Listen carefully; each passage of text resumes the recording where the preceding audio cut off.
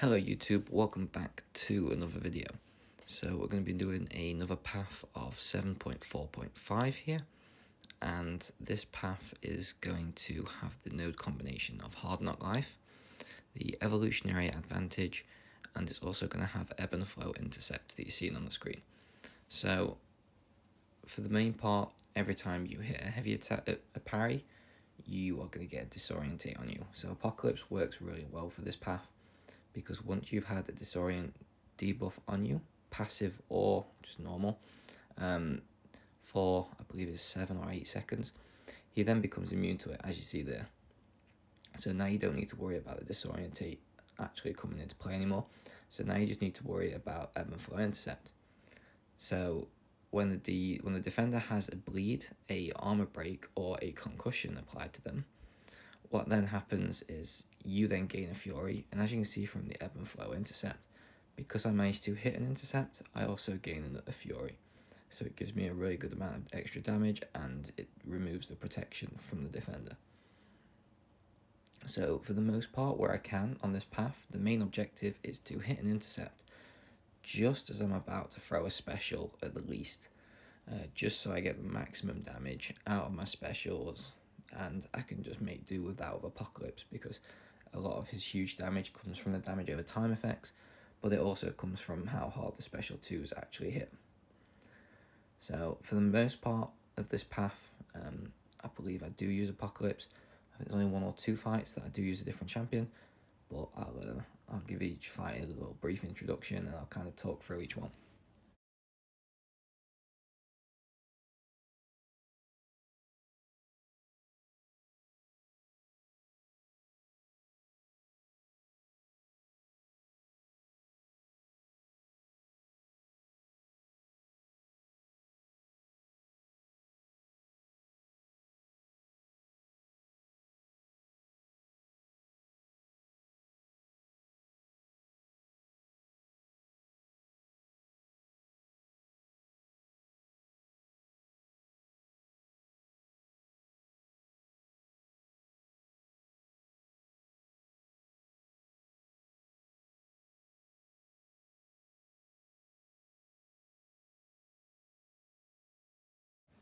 So Spider-Gwen next. You could use Apocalypse for this, because you'll be able to get the evade charges and then cancel the evades, but I decided to not use. I'm going to use Moleman, and you're going to see some pretty terrible gameplay in this fight alone, but my only saving grace, and kind of the thing that I'm going to say to people, is the fact that Moleman obviously benefits from the fact he can just hold block to get an intercept. You'll miss it this first time because I don't get it there, as you can see, because the Disorientate actually lowered my ability accuracy enough that it didn't count. And annoyingly there, because she threw the special and I got the debuffs on me, it actually then took my true strike away. So it stopped me from actually forcing like the evades not to work. So it really kind of screwed me over at first. So I have to let all these frenzy charges drop. But I'm going to still try and get some hits in here and there where I can. So yeah, we're just going to let them kind of drop off and fade away. Try and just throw Spider-Gwen back and just give me a second to breathe and re-get back. So you can see there the true accuracy, or like node sort of thing, comes back, and I throw the special 2. And now we're going to play this fight as it's meant to be done. Now again, I am still going to take some damage, but I come out of this fight with Moleman still alive. So for me, that shows that even if you play terribly like I did in this fight personally, and I know almost everybody's going to play this fight better if they redid it, you can still come out of this fight with with a champion. You don't need to use a revive. So here, I think it's at this point, I decide to take the hit to the block and activate Frenzy. And what that's also going to do is, you're going to see that it gives me that Fury. So I didn't mean for them two there to happen. I just got unfortunate with the timings. I did that heavy attack to elongate the Frenzy, and she throws that special at the perfect time. So I'm just waiting here for another opportunity, and there we go. So now I throw the special 2. I know that my Frenzy is going to dip out, but it's fine, because I'm going to be able to activate it again. I just need to make sure that I don't go over the 10 monster mass, so that I don't lose this this sort of like true accuracy and true strike, because right now, as you can see, he's just shutting down her evade, and you can see just how much she would be evading if it wasn't for this node, or this ability that Moleman has. So there you go, I activate Frenzy again, and this time throw the special 2 while Frenzy is active, and you can see the crits are everywhere, the bleeds are doing the damage, and Spider-Gwen's dead. So like I said, some pretty bad gameplay, but I managed to still come out of there with health, like didn't die. So for me, yeah, pretty happy with that, and it shows that pretty much anybody can do it. If I can do it playing like that, you should be alright. I'm going to go into this next fight now with Apocalypse, and again, it's a pretty straightforward fight. I'm going to try and hit my intercepts just before I throw specials at the least, and apart from that, it's just a relatively long one. These paths, especially with the way these are, like you can see here, and you'll see it again in a couple of other fights, there's times where I go for intercepts, and it's just the AI is just not aggressive in any way, shape, or form. Because if they were, just look at how much damage that did. Like, this path would take like 5 minutes if they were just a little bit more aggressive, but they aren't, and we just have to deal with that.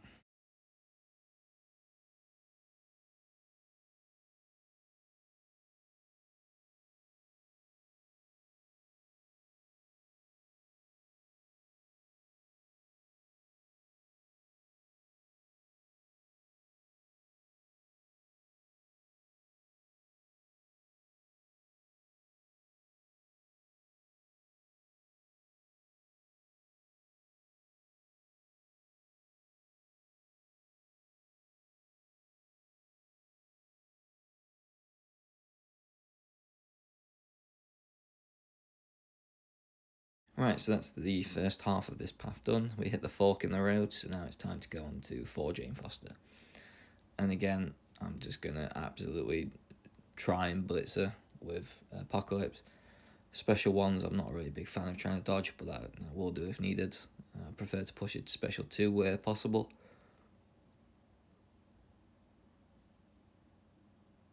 There, as you can see, I hit a really nicely timed intercept. So I managed to get the Fury, it was just a little bit early. So I'm going to try and get it again soon. But again, you have to watch out for a special attack, because now in my luck I'd go for an intercept. And she'd throw it on me. So I do that there. She dodges, she hits me with a perfect backdraft. And again, I don't get to throw an intercept in there, but I get to parry. So I just decide to just go for it. I'm just going to throw the special 2 anyway before I lose it. And then we'll just carry on the fight, and I'll try and get an intercept for the special 1. That one didn't count because she just walked towards me. She didn't actually attempt to hit me in any way. So it was just, especially this 4 was just going this way. It was just going to be a nice long fight. So I'll see how long it is exactly when I come to edit the video, but what I'll actually do is, if needed, I'm just going to fast forward these fights now.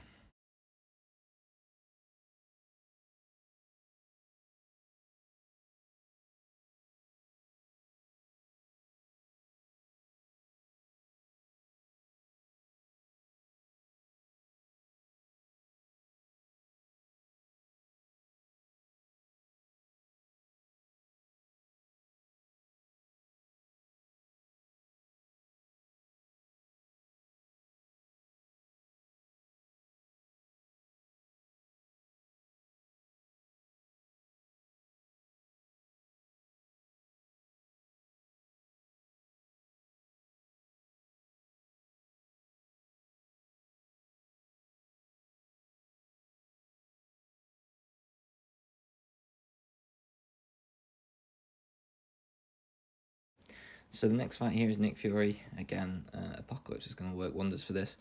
It's a little bit harder once Nick gets into the second life and he starts doing a little bit of damage. But again, you've just got to remember there's 2 health pools really to take down, unless you know, the game accidentally crashes. And yeah, it's pretty much the same as all the other fights of Apocalypse. The name of the game is just to obviously get the intercepts and the specials, but you can see here that it's fine. And again, I'm trying to do all these paths itemless.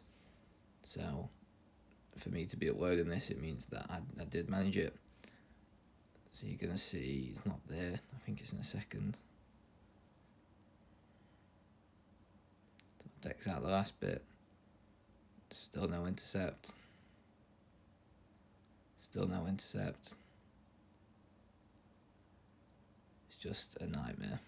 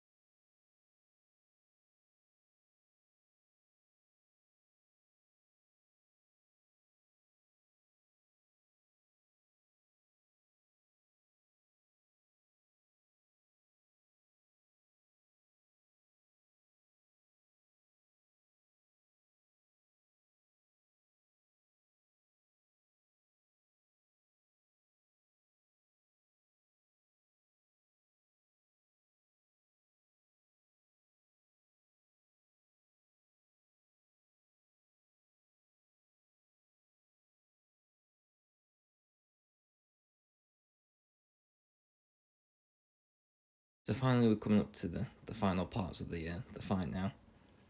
We're going to be baiting this special. So I'm now trying to get an intercept again. And I believe it's just round the corner. There we go. So I now throw this. It sends them unblockable, but luckily the Fury is Furious kicks in. And now it's just about finishing the fight. There I take a hit. Unfortunately, it puts Apocalypse in a little bit of a sticky situation now. But again, another special 2, and the fight should be good.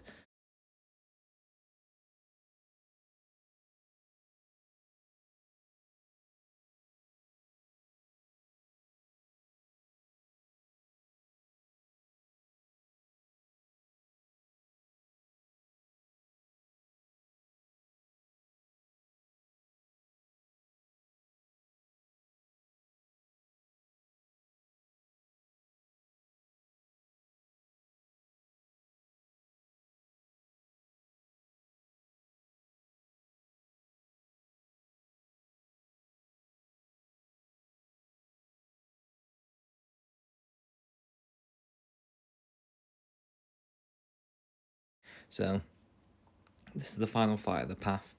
This Gladiator Hulk. I'm going to throw in Apocalypse again. I'm going to save Nick Fury because this Mr. Negative is calling my name, and I need to one-shot him just this time around quite quickly to be able to upload that as a separate video. So yeah, I really hope people are enjoying the videos and it's making their life a little bit easier to maybe get through this content. If you are enjoying it and want to see more, please subscribe. Hopefully much more to come. And yeah, I appreciate people spending the time to watch the videos.